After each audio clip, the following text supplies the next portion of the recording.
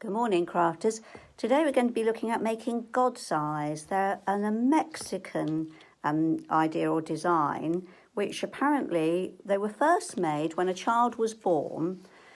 The actual God's eye was started, and then a row was added, or some rows added, for every year of the child's life. And then it stopped when they were 5 years old, which is a lovely idea. So we're going to be making them. All you need to do is look through your store for wool. Any sort of wool that you've got. Textured wool works really well, but if you have the sort of wool that is thick and thin, that's a little bit trickier to use. It's best to have one which is consistent in thickness. Yarn works really well, so look through your stores to see if you've got some yarn or sort of cotton threads, and you can even scale them down and use a crochet thread as well. So have a look to see what you've got, and then you need sticks. Now I've just brought in 2 sticks from the garden. You can use those, you can cut them down, or you can use these sorts of sticks, which sometimes you get in coffee shops, or not naming any coffee shops, or the longer ones which you get in coffee shops, or you can use cocktail sticks. If you've got those, like this little one here is made using cocktail sticks, or you can use bits of willow garden sticks, sort of rough, rusticy looking. It doesn't have to be a perfectly formed stick. So once you've got your sticks, you start with at least 2 of them, and you can glue gun them together or tie them together if you haven't got a glue gun, or use any of your other glues that you've got. Start with a cross, perhaps is the easiest thing to do. You can work onto something like this star shape, which is quite a nice sort of Christmas idea, or you can add sticks in as you go. That's another alternative. And you just get your yarn, whichever one it's going to be. I've got one here that I've started with t-shirt yarn. So if you've got a lot of time on your hands, you can actually cut your t-shirts up and make yourselves a very nice stretchy yarn. And you choose the colour that you're going to use. So I'm going to start with this bulky one because hopefully it will show up for you. And scale is quite important. I've actually got I'm going to make a small God's eye here, one that's going to be about this size.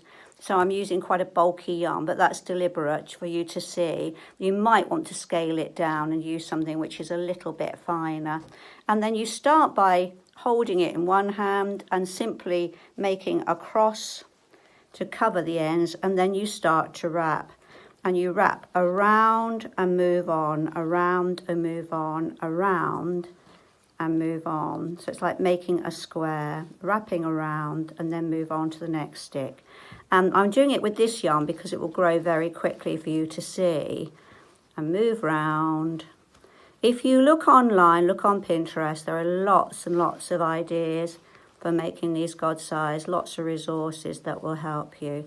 And I'm just going to stop and have a check. That end I can tuck in later. And I'm getting that sort of cross effect. If I show you on, it's easier to see it on the t-shirt one. On one side, you get this lovely sort of effect. And I think this was the eye of God here. And on that side, which isn't quite so neat, you get that sort of effect. But it depends how you want to use it. So that's all you do. You keep wrapping round, joining in, depending on your type of yarn. You can either sort of overlay them, or I find either a big needle or a crochet hook is quite useful for tucking them in, or you can blend the yarns together. If it's a sort of hairy yarn, it might sort of roll in your fingers and blend together at the ends. So be as creative as you would like. You can use, as I say, textured yarn to get that sort of effect. Or if you're going to, we were planning VE Day celebrations, I expect every village was. I'm going to make some of these to hang outside and to go with the bunting. And you can put beads on them, tassels on them to make them a little bit more ornate. I thought I might put this one in the trees. They're quite nice hanging in trees. And that's a sort of daisy effect using crossover sticks. I actually glued all those sticks together at the beginning to help. And you can use your felt tips for decorating the edges as well, the tips, the bits. Deliberately leave a little bit of wood if you want to do that sort of effect. You can use, as I say, cocktail sticks.